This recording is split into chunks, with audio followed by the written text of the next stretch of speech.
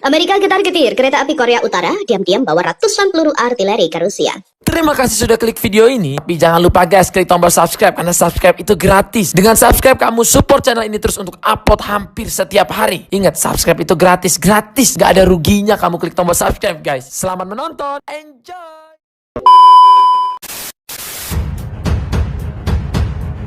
Inilah bukti bahwa Korea Utara memasok senjata ke Rusia. Bukti itu diungkap oleh The 38 North yang merupakan lembaga think tank berbasis di Amerika Serikat. Pasalnya, nampak sebuah kereta api melintas dari Korea Utara ke Rusia pada Jumat 4 November. Dalam pantauannya menemukan pergerakan yang mencurigakan di belakang lokomotif yang melintasi kawasan perbatasan Korea Utara. The 38 North Project merupakan bahwa 3 gerbong dari kereta milik Korea Utara nampak tertutup.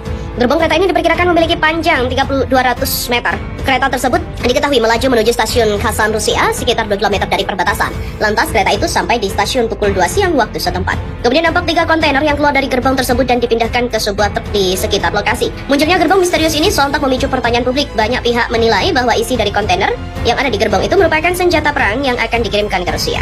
Pemerintah Korea Utara pun merespon tuduhan yang dilayangkan oleh negara barat. Korea Utara secara tegas menyatakan bahwa itu bukanlah senjata perang. Pihaknya juga mengklaim bahwa tidak pernah memasok senjata ataupun amunisi ke Rusia. Korea Utara juga mengklaim tidak memiliki rencana untuk mengirim senjata ke Moskow. Hal itu disampaikan oleh Bea Cukai Hewan Korea Utara, Kray Primorsky. Pihaknya juga menjelaskan kereta api yang dicurigai itu merupakan kereta api biasa. Kereta tersebut hanyalah membawa 30 ekor kuda Orlov Trotter Abu.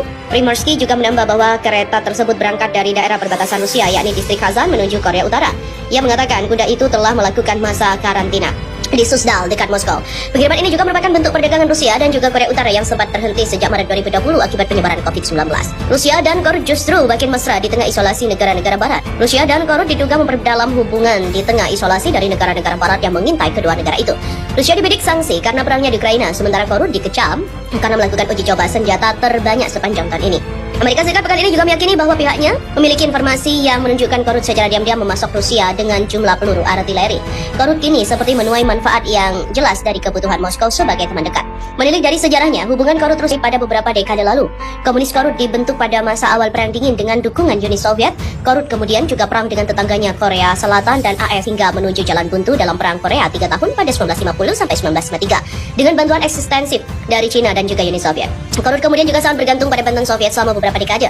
Ketika Soviet runtuh pada 1990-an, kelaparan mematikan di Korut pun berimbas. Para pemimpin Pyongyang cenderung mencoba menggunakan Beijing dan Moskow untuk saling menyeimbangkan. Pemimpin Korut Kim Jong-un pada awalnya juga memiliki hubungan yang relatif dingin dengan kedua negara yang sama-sama bergabung dengan AS dalam menjatuhkan sanksi tegas kepada Korut atas uji coba nuklirnya. Setelah uji coba terakhir negaranya pada 2017, Kim mengambil langkah untuk memperbaiki hubungan. Kim bertemu dengan Presiden Rusia Vladimir Putin pada 2019 untuk pertama kalinya dalam pertemuan puncak di kota Vladivostok.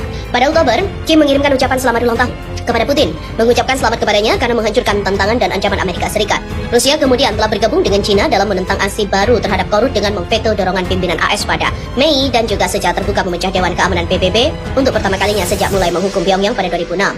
Sebagai bentuk terima kasih, Korut juga mendukung Moskow dalam perangnya di Ukraina. Korut juga adalah satu-satunya negara yang mengakui kemerdekaan wilayah Ukraina yang memisahkan diri dan juga menyatakan dukungan untuk pencaplokan Rusia. Di mana operasi militer khusus Moskow di Ukraina telah menghantam realitas geopolitik baru di mana Kremlin dan Korea Utara dapat menjadi semakin dekat, bahwa kemungkinan sampai pada titik menghidupkan kembali hubungan aliansi-aliansi yang telah lama selama Perang Dingin. Demikian kata seorang profesor di Far Eastern Federal University di Vladivostok, Artyom Lukin, dalam catatan untuk 38 North. Di mana perlu dicatat bahwa Pyongyang telah mulai menggunakan frasa baru kolaborasi taktis dan juga strategis untuk menggambarkan hubungannya dengan Rusia.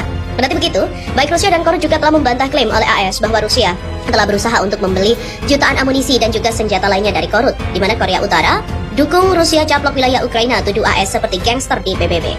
Korea Utara pada Selasa 4 November menyuarakan dukungan untuk pencaplokan Rusia atas wilayah-wilayah Ukraina yang didukung pasukannya.